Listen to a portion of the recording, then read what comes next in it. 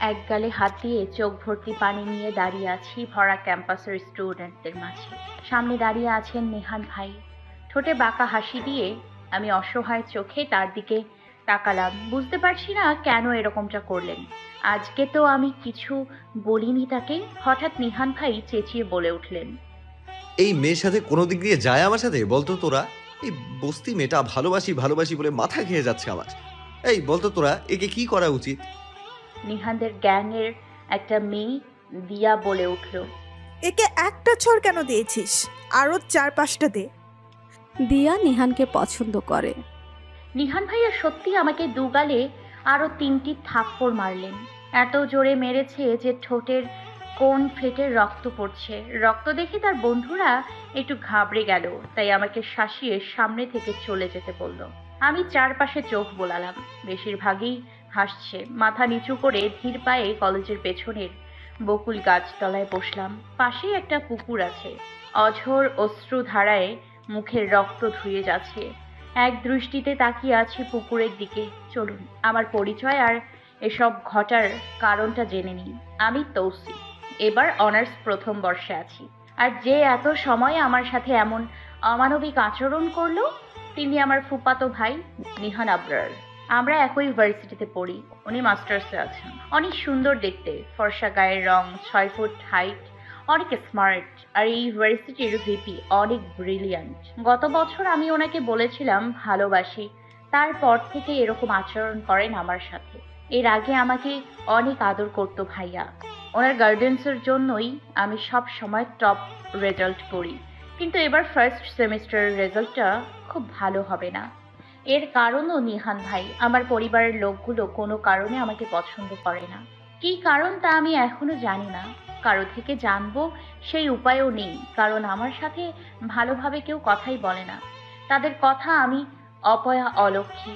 এখন আর ব্যাখ্যাও খুঁজি না, অভ্যাস হয়ে গেছে এসবের। তাদের সাথে সম্পর্কটা টাকার, শুধু যখন যা লাগে পেয়ে যাই, শুধু তাদের ভালোবাসা ছাড়া। আমি ভাবছিলাম বসে, কি করলাম আমি? ভাইয়া তো নিজেই ডাক দিলেন। ভাইয়ার করা নিষেধের জন্য ইউনিভার্সিটিতে কখনো তার সাথে কথা বলিনি, এমনকি কেউ জানেও না যে তিনি আমার কাজিন হন। তাহলে এসব ভাবছি আর কারো ধাক্কায় হুঁশ এলো। পাশে ফিরে দেখি আমার প্রাণ প্রিয় এবং একমাত্র বান্ধবী কুহু ফার্স্ট এড বক্স নিয়ে পাশে বসলো। আমি চুপচাপ ওর কাঁধে মাথা রাখলাম। এখন আর কান্না পাচ্ছে। কুহুর আসতে দেরি হয়েছে আজ। ও এখনো আমার মুখ দেখেনি, তবে শুনতে পেয়েছে আমার মুখ দিয়ে রক্ত পড়ছে। মুখটা তুলে আঁতকে উঠল। এ কি তোষি, তোর 2 গালে 10 আঙ্গুলের দাগ বসে গেছে। ঠোঁটের কোন দুটো তো ফেটে গেছে। খুব ব্যথা করছে তাই না? দেখি, আয় মলম লাগিয়ে দি। তো চুপ করে বসে আছে আর কুহু ছলছল চোখে তৌসির মুখ পরিষ্কার করে মলম লাগিয়ে দিচ্ছে। আজকে কিছু বলেছিলি তুই ভাইয়াকে? না, জানি না কেন করলো। অনেক তো হলো, এবার নিজের কথাটা ভাব। আর কত অপমান সহ্য করবি? আজ তো ভরা ক্যাম্পাসে বোন হিসেবে তো অন্তত এসব না করলেও পারতো। বাদ দে তো, যাকে নিজের পরিবারে ভালোবাসে না তাকে বাইরের মানুষ আর কি পাত্তা দেবে? আচ্ছা, দাগগুলো কখন মিটবে রে? বাসায় নিজের রুম পর্যন্ত তো যেতে হবে। নিজের ব্যথার কথা না ভেবে তুই বাসায় কিভাবে যাবি তাই ভাবছিস? মনের ব্যথাটা দেখলি না? আমার এই অবস্থা নিয়ে কারো মাথা ব্যথা হবে না। শুধু তাদের প্রশ্নের উত্তর দিতে পারবো না। তুই তো জানিস, নতুন করে আর কি বলবো। কুহু তৌসিকে জড়িয়ে ধরে বলল, অনেক ভালোবাসি আমি তোকে, তুই আমার নিজের বোনের চেয়েও বেশি রে। আমি জানি, এখন ছাড়, লোকে দেখলে ভুল বুঝবে। সিরিয়াসলি এই অবস্থাতেও তুই মজা করছিস? চল, আজ ক্লাস করবো না, বাসায় যাই। ভালো লাগছে না, মাথা ঘোরাচ্ছে। কি বলিস? চল ডক্টরের কাছে, তারপর বাসে যাবি। তৌসি আর কথা বাড়ালো না, কারণ কুহু যেটা বলে সেটা করেই ছাড়ে।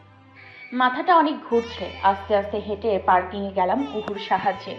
একবার আর চোখে দেখলাম নিহান ভাই তাকিয়ে আছে, কিন্তু আমি সরাসরি তাকালাম না। গাড়িতে বসলাম।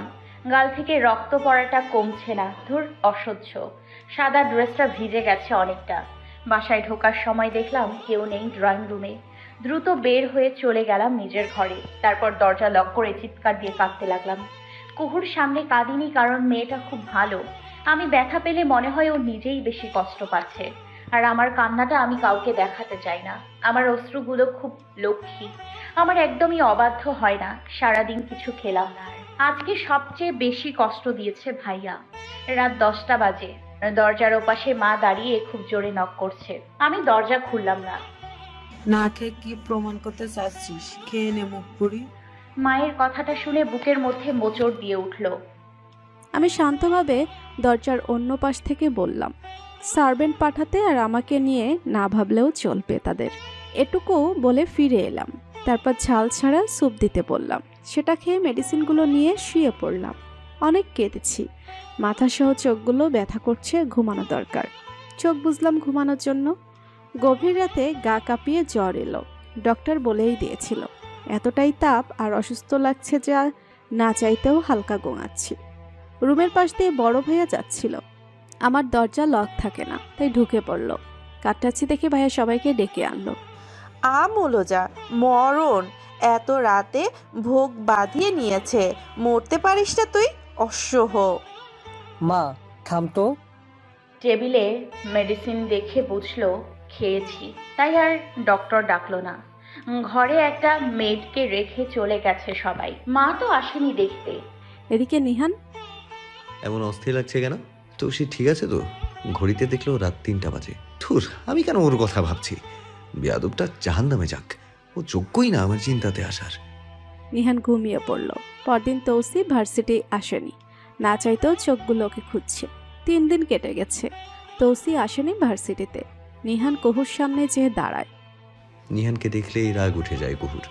পাষণ্ড লোক একটা, কিন্তু সিনিয়র দেখে কিছু বলতে পারে না। তো সে ক্লাসে আসে না কেন? ওর তো জ্বর 3 দিন ধরে। তা আর কথা না শুনেই নিহান বেরিয়ে গেল তৌসির বাড়ির উদ্দেশ্যে। আজব লোক। তৌসি ঘুমিয়ে আছে, মুখটা একদম শুকিয়ে গেছে। দেখেই বোঝা যাচ্ছে এখনো খায়নি, বিকেল হয়ে গেছে। মেয়েটা একদম নিজের খেয়াল রাখে না। মুখ থেকে এলোমেলো চুলগুলো সরিয়ে দেখলো গালগুলোতে এখনো হালকা দাগ আছে, আর 2 ঠোঁটের কোণেই রক্ত জমাট বাঁধা এখনো। জ্বরও আছে। তৌসি চোখ খুলে দেখলো নিহান নিজের গালে হাত দিয়ে তৌসির দিকে তাকিয়ে কিছু ভাবছে। এতটাই ভাবনায় বিভোর যে তৌসি উঠে গেছে খেয়াল করেনি। ভাইয়া কখন এলে? নাহিনের হুঁশ ফেরে। এই তো মাত্রই। কিরে, এখনো খাবার খাসনি যে? আর জ্বর বাঁধালি কিভাবে? তার দিকে তাচ্ছিল্য ভরা চাহনি আর বাঁকা হাসি দিয়ে বললাম, ব্যথার জন্য। নাহিন কথায় এই রাতে রুম থেকে বের হয়ে গেল। তারপর সার্ভেন্টদের খাবার পাঠাতে বলে সবার সাথে দেখা করতে গেল। একটু পর পরম যত্নে খাবারগুলো খাইয়ে দিল জোর করে তৌসিকে। খাওয়া শেষে, আচ্ছা ভাইয়া, আমি কি করেছিলাম? এরকমটা কেন করলি? নিহান চুয়াল শক্ত করে বলল, তুই জানিস না কি করেছিস? তোর এত সাহস কি করে হলো আমার কথা অবাধ্য হবার? মানে আমি সত্যি জানি না। বলবা কি করেছি? তুই আমার বন্ধু রবিনকে কেন বলেছিস তুই আমার কাজিন? বলেছিলাম না কেউ যেন না জানে। রাজন আঙ্কেলের ছেলে রবিন? হ্যাঁ, কিন্তু তুই কিভাবে চিনিস ওকে? উনি তো বাপের বিজনেস পার্টনার। গত সপ্তাহে এসেছিল বাসায়, সাথে রবিন ভাইয়াও ছিল। ড্রয়িং রুমে তো ছবি আছে, সেখান থেকে জানতে পারে। নিহান কথাগুলো শুনে চুপসে গেল। একটাবার ভেবেছেন আমি ইউনিভার্সিটিতে কিভাবে যাব? যা বলেছেন সত্যিই বলেছেন, তবু বিশ্রাম নিতে বলে বের হয়ে গেল নিহান। আমি চেয়ে রইলাম তার যাওয়ার দিকে। সব সময় কথার মাঝে চলে যায় ছেলেটা। কি ভাবছেন? এরকম একটা কাজ করার পরেও কেন আমি তাকে কিছু বললাম না? তার কারণ হলো, আমাকে আমার পরিবার যতটা ঘৃণা করে তার চেয়ে কয়েক গুণ বেশি ভালোবাসে নিহান ভাইকে তারা। ফুপির একমাত্র ছেলে যে, তার দিকে চোখ রাঙিয়ে কথা বললে দেখা যাবে আমার চোখগুলোই উপড়ে নেবে তারা। আজ ভার্সিটিতে এসেছি, সব ক্লাসমেটগুলো আমার দিকে তাকিয়ে কেমন যেন হাসাহাসি করছে। কিছু সময় চুপ করেছিলাম, কিন্তু আর পারছি না। চলে গেলাম সবার সামনে দাঁড়িয়ে বললাম, অ্যাটেনশন প্লিজ গাইজ। তোমরা ভালো করেই জানো ভিপির গ্যাং কতটা ভয়াবহ। মনে নেই তোমাদের গত সপ্তাহে 2য় বর্ষের একটা আপুকে গর্ভবতী বলে কতটা অপমান করলো? অথচ ওটা মিথ্যা ছিল। আচ্ছা, আমাকে কখনো নিহান ভাইয়ের সাথে কথা বলতে দেখেছো তোমরা? সবাই একসাথে না বলে উঠলো। তাহলে তোমরা ভালো করেই বুঝতে পারছো এটাও মিথ্যা। তারপরেও মজা নিচ্ছ। তোমরা আমার ক্লাসমেট হয়ে এরকম করলে কিভাবে হবে? এখন তোমরা এটাও বলতে পারো যে তাহলে প্রতিবাদ করলাম না কেন? আমি ইচ্ছে করেই চুপ ছিলাম কারণ ওদের সবাই ভয় পায়, কেউ আমাকে সাপোর্ট করতো না, তারপর ভার্সিটি থেকে বের করে দিত। আর এখন এই ভার্সিটি থেকে বের হওয়া মানে আমার 1 বছর নষ্ট। সরি, আমাদের তোমাকে সাপোর্ট করার কথা ছিল। আমরা সত্যি খুব দুঃখিত। সবাই সরি বলল তৌশিকে। তৌশি মনে মনে হাঁপ ছেড়ে বাঁচল। কুহুর দিকে তাকাতেই ও এসে জড়িয়ে ধরে বলল, proud of my star, you are really so brave. ক্লাসের সবাই নর্মাল হয়ে গেল তৌশির সাথে। ছুটির পর তোষি রাস্তা দিয়ে হেঁটে বাসায় যাচ্ছিল আনমনে। কুহু চলে গেছে আগে।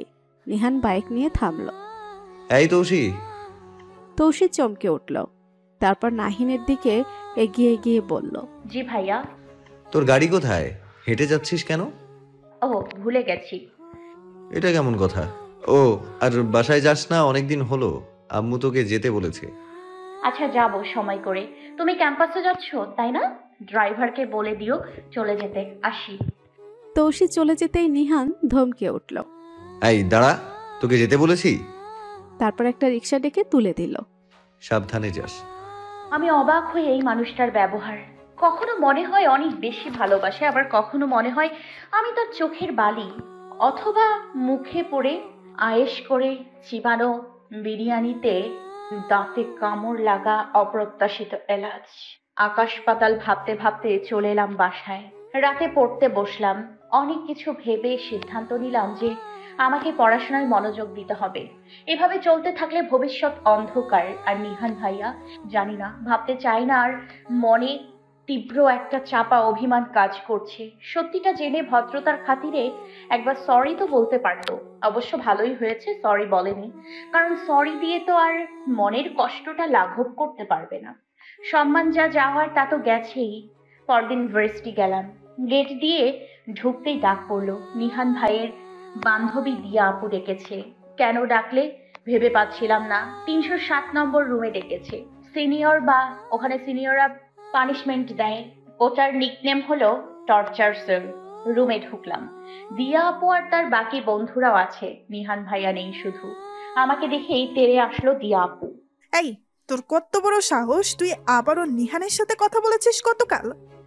কুল আপু, আমি ইচ্ছে করে কথা বলিনি, উনি নিজেই এসেছিলেন বাইক থামিয়ে কথা বলতে। মিথ্যা কথা। তোমাকে মিথ্যে বলে আমার লাভ? আচ্ছা আপু, আমাকে এর আগে কখনো নিহান ভাইয়ের সাথে কথা বলতে দেখেছো? অথবা তোমাদের আশেপাশে দেখেছো? দেখোনি তাই না? তাহলে হঠাৎ আমি কিভাবে তাকে বিরক্ত করলাম? তুমি তো তার 24 ঘন্টার আপডেট জানো তাই না আপু? তার মানে ও তোমাকে জার্ক করেছে? তবে তুমি চুপচাপ কেন সহ্য করলে, কিছুই বললে না? আচ্ছা আপু, কিছু কথা বলি, শুনে হাইপার হবে না। যা জিজ্ঞেস করব শুধু তার উত্তর দেবে, ঠিক আছে? হুম। ধরো তোমাদের সেদিনের ব্যবহারের জন্য আমি তোমাকে একটা চড় মারলাম, তুমি অপরাধী সেটা প্রমাণও করলাম, তাই ভার্সিটি থেকে আমি বেঁচে গেলাম, ওকে? তো তারপর তোমার গ্যাং তাদের থেকে রেহাই পাবো? ধরো কোনোভাবে পেলাম। এরপর তোমার বাবা মা যদি জানে যে আমি তোমাকে মেরেছি, তারা আমাকে ছেড়ে দেবে বলো? না। তাহলে দেখো, তোমার সাথে অন্যায় হলে কতগুলো মাধ্যম আছে যার মাধ্যমে আমাকে শাস্তি দিতে পারবে। কিন্তু আমার এসব কিছুই নেই। আমি যদি এখন তোমাদের নামে বিচার নিয়ে ভিসির কাছে যাই, কেউ কি কথা বলবে তোমাদের বিরুদ্ধে? কিভাবে প্রমাণ করব তোমরা আমার সাথে অন্যায় করেছো? তারপর বন্ধু মহল, আমার একটাই বান্ধবী, আর পরিবার বাদ দাও। আসলে আমি তোমাদের সাথে ঝামেলায় জড়াতে চাই না, কারণ আমার জন্য কোনো ঢাল তলোয়ার নেই, মাথার উপর পরিবার নামক ছাদ নেই, তাই তোমাদের সাথে পাঙ্গা নিতে চাই না। পড়ালেখা করতে আসছি ভার্সিটিতে, সেটাই মন দিয়ে করতে চাই। হ্যাঁ, কষ্ট পেয়েছি, জ্বরেও ভুগেছি 4 দিন, তবে বেঁচে আছি তো, এই অনেক। আর নিহান ভাইয়ার সাথে আমার কিছু নেই। ভাইয়া কিভাবে যেন জেনে শুনে আমি অসুস্থ ছিলাম, তাই জিজ্ঞেস করেছে। আসি আপু। চলে যাচ্ছিলাম, দিয়ে আপু বলে উঠল, তোমার বাবা মা নেই? তুমি কি এতিম? মাথাটা পেছনের দিকে ফিরে বললাম, না আপু, সবই আছে, তবে আমার থেকেও কিছু নেই। পেছনে ফিরে আর তাকালাম না, সোজা চলে গেলাম ক্লাসে। সবার চোখেই পানি চলে এসেছে। মেয়েটা কেমন যেন জীবিত আছে ঠিকই, তবে নিষ্প্রাণ হয়ে। দরজার আড়ালে দাঁড়িয়ে সবটাই দেখলো নিহান। ওর শেষ কথাটা বারবার কানে বাজছে। তবে আমার থেকেও কিছু নেই। ক্লাসে গিয়ে ফার্স্ট বেঞ্চে বসলাম। মন দিয়ে সবগুলো ক্লাস করেছি। আজকে সব টিচারগুলো ইমপ্রেস হয়ে গেছে, সবগুলা পড়া পড়ে এসেছি বলে। ক্লাস থেকে বের হয়ে নিহান ভাইয়ার মাঝে চোখ আটকে যায়। মাশাআল্লাহ, এই ছেলেটা এতটা সুন্দর না হলেও হতো। চকলেট কালারের শার্ট, ব্ল্যাক প্যান্ট, সানগ্লাসে অনেক জোশ লাগছে। মনে হচ্ছে ধরে গিলে খেয়ে ফেলি। নিজের দিকে তাকালাম, সত্যি তো বলেছে, ভাইয়া তার সাথে মানায় না আমাকে। আমিও ফর্সা, তবে আমার ফ্যাশন সেন্স এত আধুনিক না। এখনো থ্রি পিসই পরি। আর সাজ বলতে আমার কোমর পর্যন্ত চুলগুলো কখনো ছেড়ে দেই বা সুন্দর করে বেঁধে ফেলি, আর ঠোঁটে লিপ গ্লস আর চোখে কাজল, ব্যাস। এইসব রং টং ব্যবহার করি না বলেই আমার ঠোঁট জোড়া এতটা গোলাপি এখনো। ও হ্যালো, নিহান ভাইকে গিলে খাওয়া আর নিজের সাথে কম্পেয়ার করা শেষ হলে এবার আমরা যাই। বেশ অবাক হলাম, ও বুঝলো কিভাবে? এটা নতুন কিছু না, মুখস্থ হয়ে গেছে আমার। এবার চল, আজকে বাইরে লাঞ্চ করব। তৌশির গাড়ি বের হবার সময় নিহান খেয়াল করলো ওর বাড়ির দিকে যাচ্ছে না গাড়িটা। দিয়ার ডাকে আবার মনোযোগ দিল আড্ডায়। তোরা যাই বলিস না কেন, তৌসি মেয়েটা অনেক সুন্দর রে। ওকে দেখলেই আমি নিজেকে সামলাতে পারি না। উফ, এত মেয়ের সাথে রাত কাটালাম, ওদের সাথেও অতটা মজা পাইনি যতটা শান্তি আমি ওই মেয়েটাকে দেখে লাগে। আমার ওকে চাই রে, অন্তত এক রাত। না, এক রাতে কিছুই হবে না, যতদিন না খায়েশ মেটে। নিহানের কপালের রগ ফুলে উঠেছে রাগে, হাত পোস্টে করে নিচের রাগ সামলানোর চেষ্টা করছে। রবিন অবাক হয়ে দেখছে, নিজের কাজিনের ব্যাপারে এত বাজে কথা বলছে, তাও চুপ করে আছে, আবার রাগ সামলাচ্ছে। আজব তো, কিন্তু কিছু বলল না। নিহান কেন যেন তৌশির ব্যাপারে কথা বলতে চায় না। পেয়ে যাবি, তবে তোর ওকে রাজি করাতে হবে। আমার বা হাতের খেল দেখ, তবে কাল আমার জাদু। রবিন রাগ করে উঠে চলে গেল।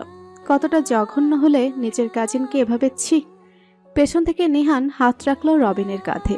রবিন কিছু বলবে তার আগে নিহান বলে উঠল, আগামীকাল তৌশির আসল রূপ দেখবি, তাই এখন এত মায়া করিস না ওর জন্য।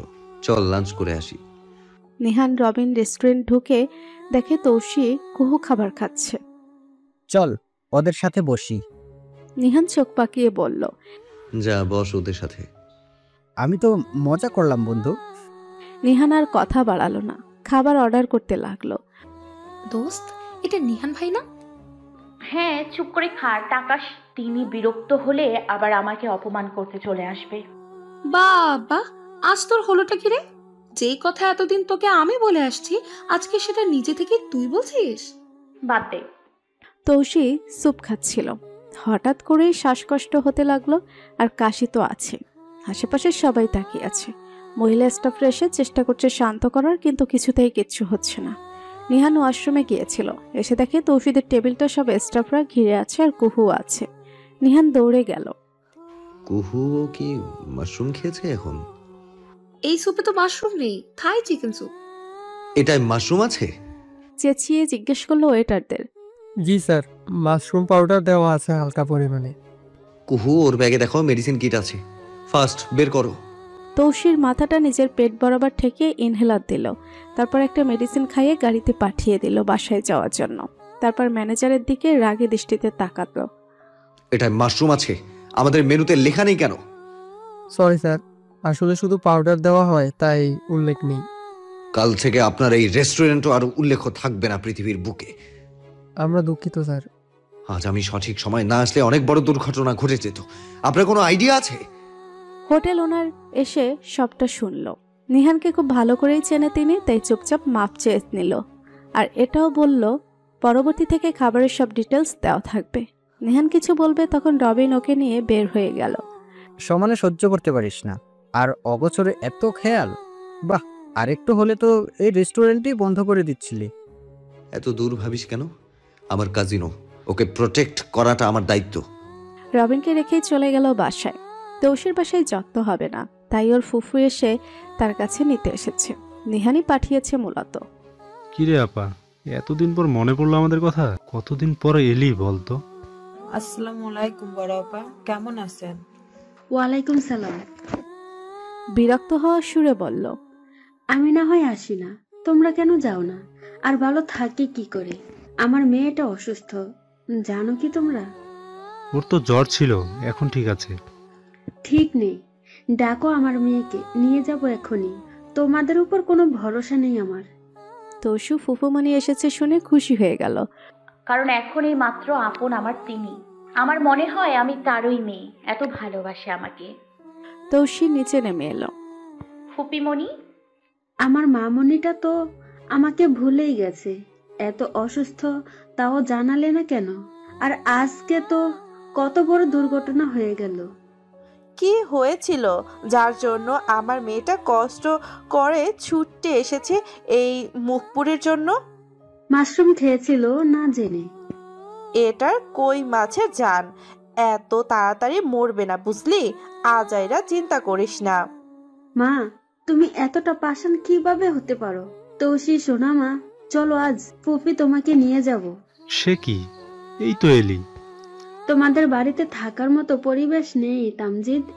সোনামণিকে নিয়ে যাচ্ছি, সুস্থ হলে আসবে, যদিও আসতে চায় তাহলে। মুখ পুরিটা আমার কলেজার টুকরা মাইয়াটারে কালো জাদু করছে। এই কাল নাগিনী ছাড়া কিচ্ছু বুঝে না।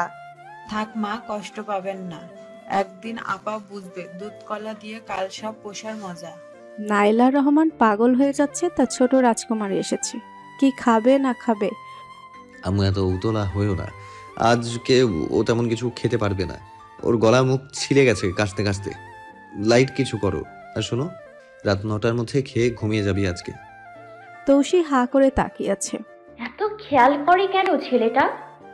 পরদিন ভার্সিটিতে নিহান ভাইয়ের গ্যাং খুব বাজেভাবে টিস করছে, আর নিহান ভাই পাশে দাঁড়িয়ে হাসছে। তিনিও মজা নিচ্ছে। ইস, তোরা আমার হটিকে এত জ্বালাস কেন রে? জানি ওর ফিগারটা অনেক জোস, তোদেরও লোভ লাগে। আমি আগে খেয়ে নেই, তারপর তোরাও ভাগে পাবি, কেমন? তৌসি মাথা নিচু করে সব শুনছে। শোনো বেবি, আমিও তো ভনিতা করতে পছন্দ করি না, তোমাকে চাই আমার। তৌসি মাথা তুলে তাকালো এবার। না না, সারা জীবনের জন্য না, যতদিন না আমার খায়েশ মেটে, মানে কিছুদিন মজা করব আর কি, বুঝেছো নিশ্চয়ই।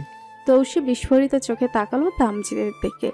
হাত এত শক্ত করে মুঠ করেছে, রাগে মনে হচ্ছে আঙুলগুলো তালু ছিঁড়ে অন্য পাশে বের হয়ে যাবে। ওরে বাবা, আমি তো সেই ভয় পেলাম।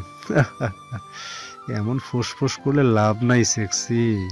তোমার উপর আমাদের সবার নজর পড়ে গেছে, এখন শুধুই মজা দেওয়ার নেওয়ার পালা, বুঝলে ফুলটুসি? রবিন নিহানের দিকে রাগী চোখে তাকিয়ে আছে। অন্য সময় কেউ কোনো মেয়েকে ওর সামনে উল্টোপাল্টা কিছু বললে মেরে হাসপাতালে পাঠিয়ে দেয়, আর সেখানে নিজের কাজিন। তৌসি নিহানের দিকে একবার তাকালো। সে তো মজা নেয়ার ব্যস্ত, এতটা চিপ আচরণ করছে তার বন্ধুরা, অথচ তিনি মজা নিচ্ছে। মনে হচ্ছে আমি কোনো বাজারে মেয়ে। মাথাটা নিচু করে দুফোঁটা পানি ফেললাম, তারপর চোখ বন্ধ করে নিলাম। আমি এতটা সস্তা তোমার কাছে ভাইয়া, মনে মনে আওড়াচ্ছি। তৌসি মাথা তুলে নিহানের দিকে তাকালে চোখের পলক ফেলে নিহান কিছু একটা ইশারা করতেই তৌসির চোখের শীতলতার জায়গায় তীব্র ক্রোধের আগ্নেয় লাভা ফুটে উঠল। তৌসি আমজিদের দিকে এগিয়ে এলো। হো রিয়েলি? আমি অনেকদিন মজা করি না। ভালোই হলো। এই শোনো, আগে তোমার সাথে মন ভরে মজা করব, তারপর বাকিরা যদি চায় তাহলে ওদেরও সুযোগ দিব। তোমার ইচ্ছে বেবি, তুমি যেহেতু রাজি তাহলে আর দেরি কেন? নিহানের ঠোঁটের কোণে বাঁকা হাসি এই মুহূর্তটারই অপেক্ষা করছিল শুধু। তৌসি কথা বলতে বলতে তামজিদের একদম কাছে চলে এসেছে। ওর গেঞ্জির কলার টেনে লিপকিস করার মতো করে কাছে এগিয়ে যাচ্ছে। মজা তো করবই, আগে একটু ডেমো দেখো। তামজিদ খুশিতে আটখানা হয়ে যাচ্ছে। মেঘনা চাইতেই জলের মতো পেয়ে গেছে। Sure sexy? তৌসি ওর ঠোঁটের কাছাকাছি যে একটা বাঁকা হাসি দিল, তারপর শরীরের সর্বশক্তি জড়ো করে হাঁটু দিয়ে তামজিদের পুরুষাঙ্গ বরাবর একটা গুতা দিল। তামজিদ ওখানে হাত দেওয়ার আগে আর একটা লাথি মারল। গগন বিদারী চিৎকার দিয়ে হাত চেপে মাটিতে বসে পড়েছে তামজিদ। চোখ থেকে পানি বের হয়ে গেছে। হ্যাঁ হ্যাঁ, ওই জানো বড্ড বেশি মজা দিয়ে দিলাম। হ্যাঁ, আনন্দে অশ্রু বের হয়ে গেছে। চুলগুলো শক্ত করে টেনে ধরে বলল, খুব তেল গায়ে তাই না? এরপর বাড়াবাড়ি করলে। এখন শুধু লাথি মেরেছি, পরের বার চাপাতি দিয়ে কুচি কুচি করে কেটে কুকুর দিয়ে খাইয়ে দিব। মনে হয় না কুকুরও তাতে মুখ দেবে ঝাড়া মেরে। তারপর সবার দিকে তাকিয়ে বলল, আর কার কার মজা করতে মন চায়? আসো সোনামণিরা, আসো। সবাই মাথা নিচু করে আছে। How dare you! You just shut up bitch oh man. একটা মেয়ে হয়ে অন্য মেয়ের অসম্মান যখন মুখ বুঝে দেখছিলি, তাহলে এখন এত গায়ে দরদ উথলে পড়ছে কেন? তোর সাথেও কি মজা মেরে খুশি করে রেখেছে নাকি? হ্যাঁ। তৌসি এবার নিহানের সামনে যেয়ে দাঁড়ালো। And you are so cold VP. আমি চুপ করে আছি বলে এই না যে সব সময় থাকবো। সিনিয়র বলে সম্মান দেখিয়ে চুপ ছিলাম, কিন্তু এবার আপনারা বাড়াবাড়ি শুরু করেছেন। আপনার সাঙ্গপাঙ্গদের আমার থেকে দূরে থাকতে বলবেন, না হলে পরবর্তীতে যা হবে তার জন্য পস্তানো ছাড়া আর কোনো উপায় থাকবে না। তৌসি আবার নিহানের বন্ধুদের দিকে ফিরে বলল, পরবর্তীতে কোনো মেয়েকে এভাবে অসম্মান করার আগে নিজের মা বোনের কথা একবার ভেবে নিয়েন, তাহলে যদি জানোয়ার থেকে মানুষ হন আপনারা। তৌসি চলে যাচ্ছে আর ক্যাম্পাসের সবাই তালে দিচ্ছে। ঝাঁসি কি রানী, তৌসিমণি। এবার বুঝলি তো কেন চুপ ছিলাম? আমি ওকে নিজের হাতে বড় করেছি, কাঁদতে শেখাইনি, প্রতিবাদ করতে শিখিয়েছি। কিন্তু ওর দুর্বল জায়গা হলো পরিবার আর আমি। হাজার অন্যায় করার পর টু শব্দ করে না। আর একটা কথা শুনবি? কি? তৌশিক ক্যারাটে চ্যাম্পিয়ন ন্যাশনাল লেভেলে, এখন রেস্টে আছে। কিছু মাস পর ইন্টারন্যাশনাল লেভেলে খেলার জন্য যাবে। তৌশি নিজে খেয়াল নিজে রাখতে জানে, এই জন্যই বলেছিলাম তোকে ওর জন্য চিন্তা করিস না। আর এখন দেখবি ওকে ভার্সিটির আর কেউ ডিস্টার্ব করবে না কোনোদিনও। ও যেন একা নিজের দাপটে এই ভার্সিটিতে চলতে পারে, আমার কাজিন হিসেবে নয়। তার জন্য কাউকে বলতে মানা করেছি ও আমার কাজিন, বুঝেছিস? খুব ভালোবাসিস ওকে, তাই না? জানি না, কখনো ওভাবে ভাবিনি, কিন্তু সবসময় পুতুলের মতো বুকে আগলে রেখেছি। এখনো রাখি, তবে সেটা ওর অগোচরে। নিহান, তুই কিছুই বললি না কেন? এতটা অপমান করলো সবাইকে, এমনকি আমাকেও। বলেই ন্যাকা কান্না শুরু। বলা উচিত ছিল তোদের, তৌশিকে না। কিন্তু আমি চেয়েছিলাম তোরা শিক্ষাটা যেন প্র্যাকটিক্যালি পাস, তাহলে আর কখনো কারো সম্মান নিয়ে খেলবি না। তোরা আমার বন্ধু বলেই এত কিছু করছিস, কিন্তু তোদের লাই দিয়ে মাথায় তুলে ফেলেছি। আর একটা কথা, তৌশি সত্যি খুব ডেঞ্জারাস মেয়ে। ওর থেকে তোরা দূরেই থাকিস, কারণ ও কথা কম আর কাজ বেশি করে। নিহান বের হয়ে যায়। আজকে অনেক খুশি লাগছে বাচ্চা মেয়েটার, এত রাগ আমাকে পর্যন্ত শাসালো। দিয়া রাগে ফুঁসছে। এই মেয়েকে আমি ছাড়বো না। এতটুকু মেয়ে আমাকে অপমান করে, ওকে শিক্ষা না দিয়ে ছাড়বো না আমি। তৌশিক ক্লাসে ঢুকতেই সবাই অনেক প্রশংসা করলো, কারণ আজ পর্যন্ত কারোর সাহস হয়নি ওদের বিরুদ্ধে কথা বলার, আর প্রতিবাদ তো অনেক দূরের কথা। তোমরা চুপ থাকো বলেই তারা সাহস পায়। স্টুডেন্ট পাওয়ার সবার আগে। আমরা সবাই মিলে যদি ভিপির নামে কমপ্লেইন করি, তাহলে সে টিকতে পারবে না। আমরা এখানে পড়তে আসি কারো গোলামি করতে বা তাদের অত্যাচার সহ্য করতে নয়। তোমাদের একতার অভাবের জন্যই ওরা দিন দিন হিংস্র হয়ে উঠছে। দরজায় দাঁড়িয়ে একজন শিক্ষক সবটা শুনে বলল, Proud of you, my girl. You are so brave. সবাই একসাথে বলে উঠল, ইয়েস শি ইজ। আজকে কুহু আসেনি ক্লাসে, তাই বিরক্ত লাগছে। আর কাল এসে এসব যখন শুনবে তখন মাথাটা চিবিয়ে খাবে। রাতে ছাদে বসে চাঁদ দেখছে তৌসি আর ভাবছে, আমার জীবনটা এরকম কেন হলো? কি অপরাধ করেছি আমি? আমার তো মনে পড়ে না এরকম কিছু। এত রাতে ছাদে কি করছিস? কথা না বলে চলে যাচ্ছিল। এই শয়তানটার সাথে কথা বলবো না আমি। নিহান হাত ধরে নিল। হাত ছাড়ো ভাইয়া। খুব রাগ হয়েছে? না হবার মতো কিছু করেছিস কি? আমাকে ক্যাম্পাসে শান্তিতে থাকতে না দিলে আমি কিন্তু ওয়াদার কথা ভুলে যাব। তোর সব ফালতু বন্ধুদের বোঝা না হলে আমি ওদের লাইফ স্পয়েল করতে দুবার ভাববো না। নিহানের হাত ছাড়িয়ে রুমে চলে এলো। তারপর বিছানায় শুয়ে ভাবছে, এখানে আর থাকবো না, এখন সুস্থ আছি, কাল চলে যাব। নিহানও রুমে এসে পড়ে। পরদিন যা ভেবেছিল তাই হলো। 1 ঘন্টায় 200 বার বলে ফেলেছি কুহু। ইস, কি মিস্টেকই না করলাম। গতকালই মেহমান আসার ছিল। ধুর, ঘোড়ার ডিম একটা, কিচ্ছু ভালো লাগে না। ক্লাস শেষে তৌসি বাসায় ফিরল। কিরে, কোত্থেকে আসলি মুখপুরি? ভার্সিটি থেকে। আল্লাহ জানে কই যাস, যত সব। তোমার বিশ্বাস না হলে এক কাজ করো, প্রতিদিন আমাকে ভার্সিটি দিয়ে আসবে, আবার ছুটি হলে নিয়ে আসবে। আর তাও যদি মন না ভরে তাহলে আমার সাথে বসে ক্লাস করবা। অনেক কচি কচি ছেলে আছে, খুব মজা হবে, বুঝলে? মুখপুরীর দাদি। দাদি হাঁ করে চেয়ে আছে, কি বলে গেল। তৌসি ঠোঁট টিপে হাসতে হাসতে রুমে চলে গেল। নিজের ঘরে শান্তি আলাদা, আজকে ইয়াম্মি কিছু খাবো। সার্ভেন্টদের ডেকে বিয়েবাড়ির রান্না করতে বলল। নিচে শান্তা চৌধুরীর চেঁচামেচি শোনা যাচ্ছে নিচ থেকে। এত ভালো খাবার আসে কোথা থেকে শুনি? জিভ বেশি বড় হয়ে গেছে। গেল গেল, গিলে গিলে মরে যা। যত সব উটকো ঝামেলা চুলেছে গলায়। কেন যে জন্মের সময় নুন দিয়ে মেরে ফেললাম না। চুপটি করে শুনছি আর চোখ দিয়ে টপ টপ করে পানি পড়ছে। না, এই খাওয়ার ঢুকবে না মুখে। রান্না করতে মানা করে বাসা থেকে বের হয়ে গেল ভর সন্ধ্যায়। আনমনে হাঁটছে। সামনে একটা পার্ক ছিল, সেখানে যে এক কোণায় বসলো ঘাসের উপর। নেহান ওই পথ দিয়ে যাচ্ছিল, তখন হঠাৎ চোখ পড়লো একটা মেয়ের দিকে। গোধূলি লগ্নের লালিমা এক অপরূপ কন্যা আকাশপানে মুখ করে বসে আছে। চোখের কোণে মুক্তার মতো জল বিন্দু উকে দিচ্ছে। কিছু সময়ের জন্য চোখের মণিগুলো আটকে গেল। তারপর চট করে মাথায় আসলো, এই সময় তৌসি এখানে কেন, তাও কাছে। কল দিল, কাছে না যে। আশ্চর্য, ফোন ধরছে না। মোবাইলটা উল্টো করে রেখে দিয়েছে। পাশে আইসক্রিম ভ্যান থেকে ওর পছন্দের ম্যাঙ্গো ফ্লেভার কোন নিয়ে সামনে বসলাম। আমাকে দেখে তৌসি কিছুটা চমকালো, কিন্তু কথা বলল না। আবার আগের মতো আকাশ দেখতে লাগলো। কিরে, এখানে বসে ছেলেদের পাগল করতে চাচ্ছিস, তাও এই গোধূলি বেলায়? জানিস, এখন যদি তোকে কোনো সাত্ত্বিক দেখতো তাহলে নির্ঘাত একটা কবিতা লিখে ফেলতো। কবিতার নাম কি দিত? ক্ষয়িষ্ণু গোধূলির এক বিকেলে। আরে বাহ, আমি তো সাহিত্যিক হয়ে গেলাম রে। হাতে কোন গুজে দিয়ে বলল, নে এই গুজেতে আইসক্রিম ট্রিট।